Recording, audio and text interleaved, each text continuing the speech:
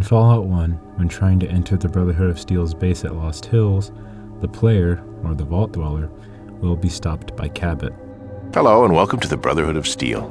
May I ask your business here? We cannot enter the Lost Hills bunker since we're not members of the Brotherhood, but Cabbot tells us of a way we can join and by extension enter the Lost Hills bunker. I talked to the High Elder and he said that not just anyone can join. He said you have to complete a quest first. You have to go to the ruins of the Ancient Order, that's south of here. You've got to go inside and bring back something that proves that you were there. This place is high-tech. There's things inside like you've never seen before. It's also radioactive. Although he suspiciously admits that he had to perform no such task when joining, despite being a new recruit himself. Not exactly, but things are a bit different right now.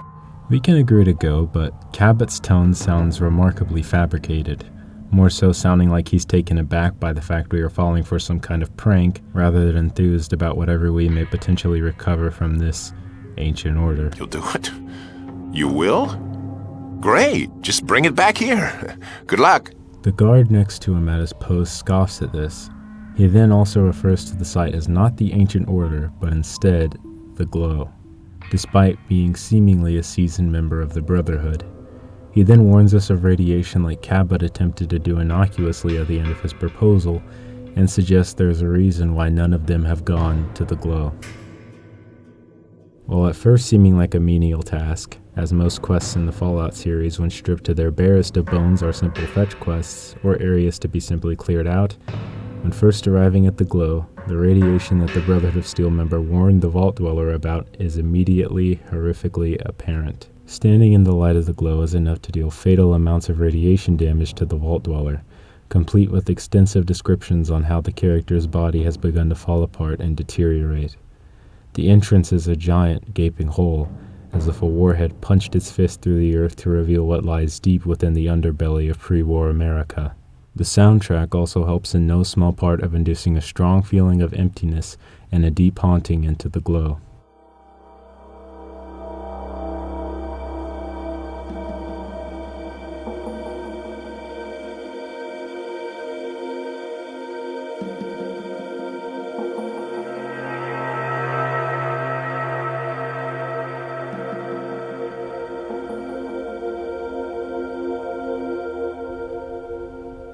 It sounds otherworldly, as if the Vault Dweller has stumbled upon something frighteningly alien to not only themselves, but the rest of humanity, as if the Glow is holding them in a purgatory between the wasteland and its hellish scape of radiation, complete with the Glow's sheer indifference to the Vault Dweller and the other victims it's caught in its infectious jaws. If the absurd amounts of radiation you can attain from purely standing around was an indicator enough, the Glow was once a place of importance to the United States government before facing a direct hit from a nuclear warhead on October 23, 2077, the day of the Great War. What remains now is only a radioactive shell of what was once dubbed the West Tech Research Facility, where men of science were once tasked by the United States government to devise a counter to the potential threat of biological warfare from the Chinese. And at first what was a justifiable attempt at taking necessary precautions turned into the horrific FEV, or Forced Evolutionary Virus. In an ironic attempt to make U.S. soldiers immune to radiation and other methods of biowarfare, the United States government created mutated abominations, experimenting on various animals, plants, and eventually humans. After infection, the animals' behavior became sporadic, each evolving in both or either their body mass and intelligence, some even managing to escape the captivity of the West Tech researchers entirely, and most of the tests ended with its subjects being terminated. Several pushes from government officials to conduct experiments on human subjects were made, but those conducting the experiments flatly denied. However, despite the attempts to fight against these suggestions, experimenting with FEV inevitably led to testing it on humans once all research was ordered moved to the Mariposa military base on January 7, 2077. And although the tests on human subjects at the Mariposa military base were successful, this did not last. Captain Roger Maxson, stationed at Mariposa, soon caught wind of the nature of the experiments the scientists at Mariposa were conducting, and chaos soon followed. Maxson and the soldiers who sided with him reluctantly but hastily started executing the scientists involved with the experiments, as detailed in his diary entries. On October 13th, 2077, Maxon writes, "I killed a man today. I was interrogating Chief Scientist Anderson, and he was giving me the full details of their inhuman experiments. He said his orders came from the government, but I didn't buy it. He started screaming about how he was following orders, how he was a military man, and I just shot him. I told myself it was to keep him from causing a full mutiny among the men, but I'm not so sure." October 15th, 2077. I tried again to speak to the colonel through the door, but he seems to have completely lost touch with reality. I broke down the door with several of the men just in time to watch him blow his head off. Right before he pulled the trigger, he said he was sorry. October 23rd, 2077. I can't believe those bastards finally did it. Damn them all to hell. They let the A-bombs fly. We were right in the middle of trying to pry the real story out of von Felden when we completely lost contact. I have a feeling the research center was hit hard. I don't know why, just call it a gut feeling. It seems inconceivable that we were not targeted. I'm sure China will make up for that oversight really soon. Luckily, we had moved our families from outside into the facility the day before yesterday. We do not yet know if the fallout has reached this area. October 27th, 2077.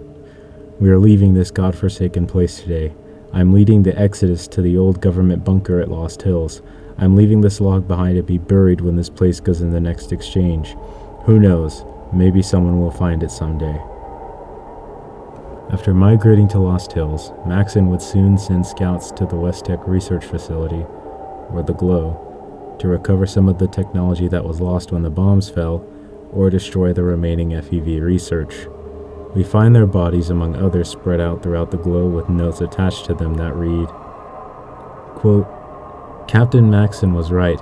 This place is death. I'm writing this so that if we don't make it back, someone, someday, might find out what happened to us. We made it to the GLOW after 20 days of hell, but that was the easy part. The radiation levels began to shoot up as soon as we could see the giant crater. We checked our supplies and figured with our armor and our anti-rad supplies, we'd be fine for at least a day of exploring. We felt it was a calculated risk, but the technology we had the potential of recovering was worth it. We climbed down the crater to the first level and everything seemed to be according to plan. The power was off, so we didn't need to circumvent the security, or so we thought. There wasn't much of value on this level, so we pushed on. The second level was more of the same. When Jensen dropped to the third level, all hell broke loose. The security sensors had been burned out on the first two levels, but not on the third. Jensen was cut to ribbons before he even knew what had happened. We'd never seen weapons cut through power armor like that. Men started dropping right and left, and the ones who were still alive lost it. I tried to regroup, but only Soto and Camarillo made it back up here to the first level with me. The fact I can smell Soto's burning flesh where his arm was taken off means that my power armor is no longer airtight, so I'm sucking up a lot more rats than I had planned on. I'm leaking hydraulics at an alarming rate. We need to get far enough away from this place before my armor dies. Camarillo seemed fine physically, but he wandered off about an hour ago, mumbling something about Jahina. That bastard has all the anti-rad. That leaves Soto and myself. We can't make it far enough away from here without the anti-rads, so I've got to try to find Camarillo before it's too late. Sergeant D. Allen, United States Armed Forces." End quote. This note is all we need to return to the Brotherhood at Lost Hills for entry, but there is still more here to know. Underneath all of the spread out corpses, whether they be former United States military, former West Tech employees, or what curiously resembles a child, as well as another resembling an alien, there is still some sort of sentient life left within the GLOW. A supercomputer known as Zax will speak with the Vault Dweller about the way FEV works from the experiments that took place here. Quote, "However, as the FEV is partially reliant upon the DNA of the individual and also includes portions of its own recursive code, the effects can be unpredictable. When inoculated into an individual with significant genetic damage, such as through radiation, it will cause the body systems to suffer massive overhauling, leading to organ failure and death. In a genetically viable individual, It rewrites portions of DNA, causing accelerated mutation, usually leading to recursive growth due to the FEV's own patterns. This recursive growth leads to an increase in muscle and brain mass, but is often accompanied by disfigurement and damage to existing neural patterns, causing loss of memory. As FEV causes constant regenerative update to DNA, it would effectively render the subject largely immortal, as cell death would be offset by augmented growth. Additionally, as the gametes of the reproductive system consist of half cells using split DNA, they could be perceived as damaged by FEV, which would repair them, rendering the subject sterile. FEV does not retain unaltered original copies of the subject's DNA. Only a virus which reinfected the subject with original DNA could reverse the effects. Additionally, there is no known way to remove the FEV itself." End quote. Although these horrific descriptions of the way FEV mutates its subjects may seem unobtrusive at first, these descriptions match perfectly with the violent supermutants that the Vault Dweller encounters throughout their travels. "You not ghoul, I knew, not full Harry." But not only is FEV now known as their origin, but now we know that they are biologically unable to reproduce, and so supermutants are not being born or emerging through freak radiation-induced mutations, but rather created. This explains many of the stories of caravanners and other wastelanders suddenly disappearing into thin air, and the new abundance of supermutants. The mutants are kidnapping people and dragging them to the Mariposa military base, where they dumped them into the remains of FEV from before the bombs fell. With what the Brotherhood of Steel wanted us to retrieve for proof we were here in hand, we can return to Lost Hills. Cabbot will finally let us in. Hey, you're back. Did you get something? Great. But, the High Elder said you have to give it to me before I can let you in. Sorry. This is great. Hang on while I open the door. But despite the fact we successfully recovered information and technology the Brotherhood has been looking for since quite possibly its inception, we are still met with hostilities from the members of the Brotherhood and treated like an outsider. And there is something telling about the Brotherhood's utter indifference to the fact the Vault Dweller has risked their life greatly to retrieve even the smallest piece of information. It speaks not only to the cold nihilism of the wasteland, but also serves as a reminder to the Glow's detachment to its victims. All of the lives it's taken, whether it be scavengers being infatuated with what lies beyond its light, or the Brotherhood sending countless people to their doom in what could almost be interpreted as an attempt to rid themselves of the minor annoyance of wastelanders walking to their doors asking to join. All who wander near will never be seen again.